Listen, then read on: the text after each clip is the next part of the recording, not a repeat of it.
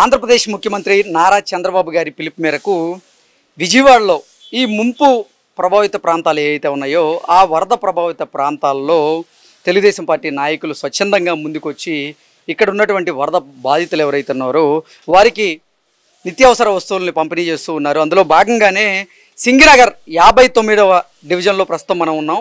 ఇక్కడ తెలుగుదేశం పార్టీ నాయకులైనటువంటి అలాగే రానున్న ఇక్కడ ఎన్నికల్లో పోటీ చేయబోతున్నటువంటి పర్వీన్ అలాగే వలి గారు మనతో ఉన్నారు. వారితో మాట్లాడి అసలు ఇక్కడ సహాయక చర్యలు ఎలా జరుగుతున్నాయి అనేది మనం తెలుసుకునేటువంటి ప్రయత్నం అయితే చేద్దాం. వలి గారు హాయ్ అండి.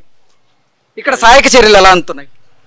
హాయ్ అండి, మీ మీడియా మిత్రులకి ముందుగా నమస్కారం చేస్తున్నాను. ఆగస్టు 31వ తారీఖు అంటే శనివారం రోజు వర్షం స్టార్ట్ అయింది. ఆ రోజు పడిన వర్షం మహా కుంభవర్షంగా పడి నా 59వ డివిజన్ ప్రాంతం మొత్తం వర్షం నీళ్ళ వల్ల మొదటగా కాలువలు నిండిపోయి రోడ్లు మునిగిపోయినాయి. ఆ రోజు శనివారం మధ్యాహ్నం నా 59వ డివిజన్లో 6470 కుటుంబాలు, ఈ కుటుంబాల్లో 70% పైన పేద కుటుంబాలు ఎక్కువ ఉన్నాయి నా డివిజన్లో.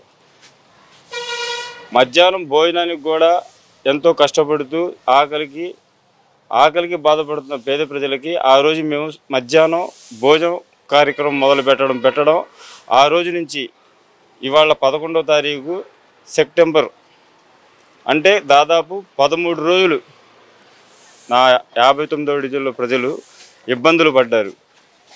ఈ ఇబ్బందులకి మేము వాళ్ళకి మా తెలుగుదేశం ప్రభుత్వం రాష్ట్ర ముఖ్యమంత్రి నారా చంద్రబాబు నాయుడు గారు 74 ఏళ్ల వయసున్న అందరూ అంటారు 74 ఏళ్ళ కంటే ఇంకా ముసలోడు అనుకుంటారు అందరు ఎవరైనా సరే సహజంగా.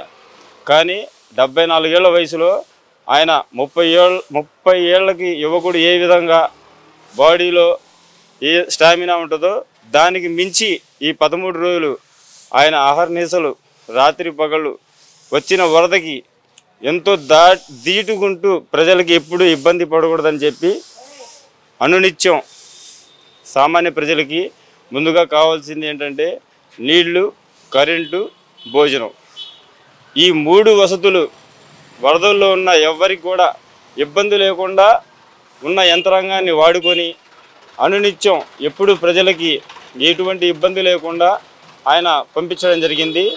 వచ్చిన వాటిని మేము మా డివిజన్లో ఉన్న తెలుగుదేశం పార్టీ సీనియర్ నాయకుల దగ్గర నుంచి అందరు కార్యకర్తలు కూడా ప్రతి ఒక్కళ్ళకి అన్ని బ్లాకుల్లోకి వెళ్ళి వరదల్లో చిక్కుకున్న ప్రజలకి మేము అన్ని సహాయక చర్యలు వాళ్ళకి అందజేసి వరదలు వచ్చినా వాళ్ళకి లేనట్టుగా మేము వాళ్ళకి అన్ని సహకారాలు చేశాం. వరదలు వచ్చిన 2 రోజులకే ఫస్ట్ 2 రోజులు చాలా ఇబ్బందులు పడ్డారు ప్రజలు. అయినా సరే ఆ ఇబ్బందులు ఎదుర్కొని వరదల్లో నీళ్లున్నా కూడా బాబు గారు కరెంటుని ప్రజలకి అందజేసి ప్రజల్ని ముందుగా కొద్దిగా శాంతపరిచారు. తరువాత ప్రజలకి జరిగిన నష్టాన్ని కూడా ఆయన ప్రతి నిమిషం కూడా ఆయన వీక్షిస్తూ ప్రజలకు జరిగిన నష్టాన్ని ఏ విధంగా భర్తీ చేయాలో దాని మీద మంత్రులతో యంత్రాంగంతో అనునిత్యం సంప్రదింపులు తీసుకొని ప్రజలకి ఇబ్బంది లేకుండా అన్ని సహకార్యాలు అన్ని సర్వేలు చేసుకుంటూ నారా చంద్రబాబు నాయుడు గారు ప్రజలకి చాలా ఇటువంటి వరదలకి ఆయన దిగుని ఎప్పటికి కూడా ప్రజల్లో నిలిచిపోయే ఒక చరిత్ర సృష్టించిన వ్యక్తి నారా చంద్రబాబు. అంటే ఈ డివిజన్ ప్రజలతో పాటుగా ఈ ప్రాంత ప్రజలైనటువంటి వరద బాధితులకి మీరు ఎటువంటి సహాయక కార్యక్రమాలు అందజేశారు ఇప్పటి వరకు అంటే ఏం చెప్తారు? వరదలు వచ్చిన కాడి నుంచి నా డివిజన్లో ప్రజలకి అనునిత్యం అందుబాటులో ఉంటూ వాటర్ బాటిల్ కాడి నుంచి పాలు, గుడ్లు, భోజనాలు, నిత్యావసర సరుకులు నిత్యం ఇవన్నీ కూడా మా ప్రభుత్వం నుంచి మాకు అందజేయడం జరిగినాయి. వీటన్నిటికి కూడా ప్రజలకి అందుబాటు చేస్తూ వరదల్లో చిక్కుకున్న ప్రజలందరికీ ఎంతో సహాయపడుతూ మేము వారికి అండగా నిలబడ్డాము. ఈరోజు కావాలంటే మీరు మా డివిజన్లో ఏ ఇంటికి వెళ్ళినా సరే, ఏ కుటుంబంలో ఏ ఒక్కరిని అడిగినా కూడా నా డివిజన్లో మీరు తెలుసుకోండి. ఈ సత్యాలు చెప్తున్నాం, వాస్తవాలు మాట్లాడుతున్నాం. అంటే ప్రభుత్వం అందించేటువంటి సహాయ సహకారాలు కాకుండా స్వచ్ఛందంగా మీరు కూడా ఈ డివిజన్లో ఉన్నటువంటి కొంతమంది వరద బాధితులకి మీ వంతు సహాయంగా మీరు నిత్యావసర వస్తువులను పంపిణీ చేసినట్టున్నారు. నా వంతు సహాయంగా నా డివిజన్లో ప్రజలకి భోజనాలు మరియు ఫ్రూట్స్, నిత్యావసర సరుకులు అందించడం జరిగింది. నా వంతు సహాయంగా నేను ప్రజలకి, వరదల్లో చిక్కుకున్న వాళ్ళకి బాధతో నేను చేసిన పనులు చెప్తున్నాను. అంటే మొదటి రోజు ఇక్కడ ఎలా ఉంది పరిస్థితి, ఇప్పుడు పరిస్థితి ఎలా ఉంది ఇక్కడ? నా డివిజన్లో బొడమేరు పొంగి వరద 6.5 అడుగుల మేర వరద వచ్చింది. ఆ 6.5 అడుగులు ఇప్పుడు తగ్గిపోయి మళ్ళీ సామాన్య ప్రజలు మొదట ఏ విధంగా జీవనం సాగిస్తారో ఆ విధానికి ఇప్పుడు ఇవాళ రోజుకి మేము ప్రజలు సామాన్యంగా ఉన్నారని చెప్పి నేను భావిస్తున్నాను. ఓకే, పర్వీన్ గారు మీరు చెప్పండి, అసలు ఎటువంటి సహాయక చర్యలు మీరు అందించారు ప్రభుత్వం తరపున, అలాగే పార్టీ తరపున అంటే ఏం చెప్తారు? నమస్కారం అండి. ఇవాళకి 13 రోజులండి వరద బాధితులకు. ప్రతి ఇంటికి వెళ్ళి ఫస్ట్ ముందుగా మన నారా చంద్రబాబు నాయుడు కానీ హ్యాండ్సప్ చెప్పాలండి. రెండు చేతులు ఎత్తి దండం పెట్టాలి. ఈరోజు ఈ పరిస్థితుల్లో ఉంది అంటే ఇలా ఈ ఘోర ప్రమాదంలో కూడా నారా చంద్రబాబు నాయుడు గారు ఉండబట్టే ఈరోజు ప్రజలందరూ బయటపడ్డారు. నాకు తెలిసి ఆయన లేకపోతే ఈ రోజుకి ఎన్ని సవాళ్ళు బయటపడతాయో తెలియదు, కానీ ఆయన ఉండబట్టే మనందరికీ సేఫ్ చేశారు. సెంట్రల్ నియోజకవర్గం ఉన్న ప్రజలందరికీ సేఫ్గా చేశారండి.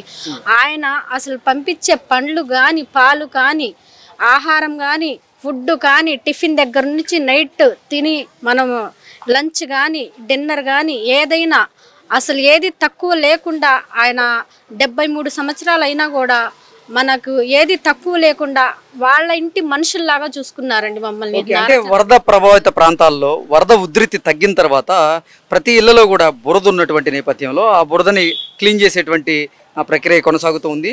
ఆంధ్రప్రదేశ్ ప్రభుత్వం తరపున అగ్నిమాపక సిబ్బంది ప్రతి డోర్కి వారు వెళ్ళి అక్కడ పరిస్థితిని చూసి వారు ఆ ఇళ్లను కూడా క్లీన్ చేస్తూ ఉన్నారు. అలాగే నిత్యావసర వస్తువులను పంపిణీ చేస్తూ ఉన్నారు. అతి తక్కువ ధరకే ఇక్కడ ఉన్నటువంటి వరద బాధితులకి కూరగాయలని అందజేస్తూ ఉన్నారు.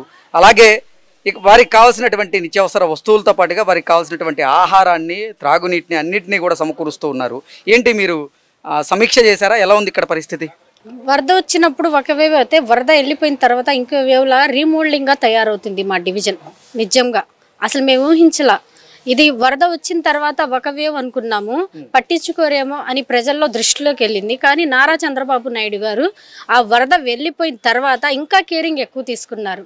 వాళ్ళ ఇంట్లో శానిటైజర్ కానీ, డివిజన్లో శానిటైజర్ కానీ, చెత్త కానీ, ఈ శానిటైజర్ ఇన్స్పెక్టర్స్ కానీ ఏదైనా ప్రతిదీ అసలు చాలా చక్కగా ఒక ముందు ఒక వేవ్ లాగా ఉంది. ఇప్పుడు వరద వెళ్ళిన తర్వాత రెండో వేవ్ లాగా ఉంది. డివిజన్ రీమోల్డింగ్ చాలా బాగుంది.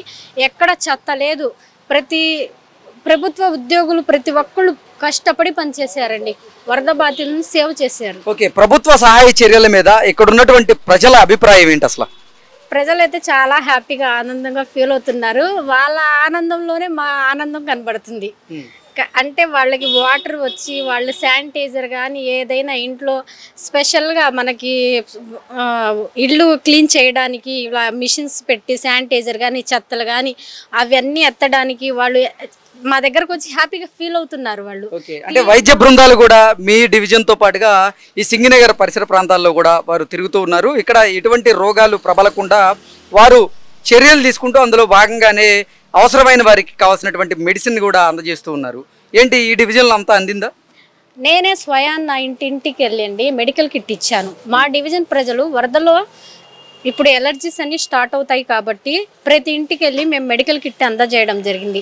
ముందుగానే బాబు గారు జ్వరాలు రాకుండా మళ్ళీ వైరల్గా తయారవ్వకుండా డివిజన్ ముందు జాగ్రత్తలుగా ఈ మెడికల్ కిట్ని అందజేయడం ప్రతి ఇంటికి జరిగిందండి. చాలా థ్యాంక్స్ అండి బాబు గారికి. థ్యాంక్స్ చెప్పుకోవాలి మేము అసలు. ఓకే, అంటే ప్రభుత్వం చేస్తున్నటువంటి సహాయక చర్యలతో పాటుగా స్వచ్ఛందంగా మీరు కూడా మీ డివిజన్ ప్రజలకి కొంతమందికి ఈ నిత్యావసర వస్తువులు పంపిణీ చేసినట్టున్నారు. అవును సార్, మా డివిజన్లో మనతో పాటు కష్టపడిన కార్యకర్తలకి కూడా ఒక 30 మంది ఉన్నారు.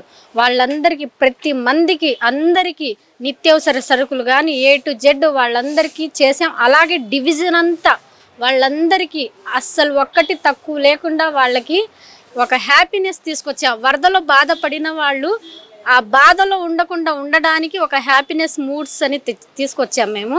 వాళ్ళకి ప్రతిదీ పాలు కానీ, పండ్లు కానీ, నిత్యావసర సరుకులు కానీ ప్రతిదీ A to Z ప్రతిదీ అందేలాగా మేము ఆ మూడ్ని మళ్ళీ హ్యాపీనెస్ మూడ్ తీసుకొచ్చాం. మా డివిజన్ని రీమోల్డింగ్ చేసాం మేము.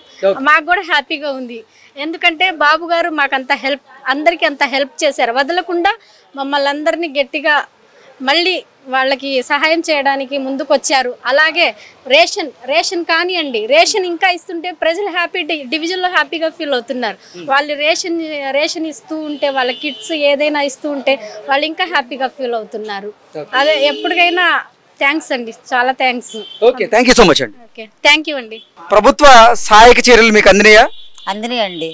డిజైన్ డోర్ టు డోర్, ఉదయం పాల ప్యాకెట్ కాడ నుంచి టిఫిన్ కాడ నుంచి భోజనం వరకు, నైట్ మళ్ళీ పాల ప్యాకెట్, పిల్లలకి బిస్కెట్లు, బన్నులు ఏదైతే అది మా డివిజన్కి వస్తే ఒలి గారి ఆధ్వర్యంలో, మా ప్రెసిడెంట్ గారి ఆధ్వర్యంలో అన్నీ అందించాం. మా ఉమాగారు ఇదిగా ఉమాగారు ఆదేశం. ఏమేమి అందినాయి మీకు ఇప్పటి వరకు? ఉదయం టీ టైం కాడ నుంచి పాల ప్యాకెట్ కాడ నుంచి నైట్ వాళ్ళు టీ తాగి పడుకుండే వరకు బిర్యానీ గాని, వెజిటబుల్ బిర్యానీ, పులిహార, టమాటా బాతు ఉన్న టిఫిన్, పాల ప్యాకెట్ గాని, వాటర్ ప్యాకెట్లు టైం టు టైం మేము ఎండనక వాననక వాళ్ళలో నీళ్ళల్లో 6 అడుగుల లోతు నీళ్ళల్లో కూడా మేము టాటర్లు వేసుకొని సందున ఒలి గారు గాని, పర్వీనమ్మ లేడీస్ అయినా కూడా, బంగారు నాయుడు గారు ప్రెసిడెంట్, అంటే పర్వీన్ గారు అలాగే వలి గారు ఇక్కడ వరద బాధితులు ఎవరైతే ఉన్నారో వాళ్ళకి నిత్యావసర వస్తువులను కూడా వాళ్ళు పంపిణీ చేసినట్టున్నారుగా? చేశారండి, అన్ని చేశారు, అందరికి చేశారు. ప్రతి ఒక్క డోర్ టు డోర్ అన్ని ఇస్తూనే ఉన్నారు. నిత్యావసర వస్తువులు అందినాయా మీకు? అందినాయండి మాకు. మా డోర్ టు డోర్ మా అందరికి వచ్చినాయి. సందుకి ఇంటింటికి అందరికి ప్రతి ఒక్కరి పేరున